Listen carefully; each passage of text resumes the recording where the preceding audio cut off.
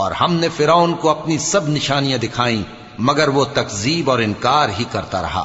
کہنے لگا کہ موسیٰ، کیا تم ہمارے پاس اس لیے آئے ہو کہ اپنے جادو کے زور سے ہمیں ہمارے ملک سے نکال دو؟ تو ہم بھی تمہارے مقابل ایسا ہی جادو لائیں گے، تو ہمارے اور اپنے درمیان ایک وقت مقرر کر لو کہ نہ تو ہم اس کے خلاف کریں اور نہ تم، اور یہ مقابلہ ایک ہموار میدان میں ہوگا۔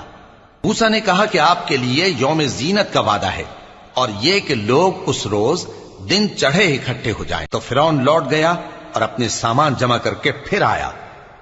موسیٰ نے ان جادوگروں سے کہا کہ یہ تمہاری بربادی ہوگی، اللہ پر جھوٹ نہ باندھو، وہ تمہیں عذاب سے فنا کر دے گا، اور جس نے جھوٹ باندھا وہ نامراد رہا۔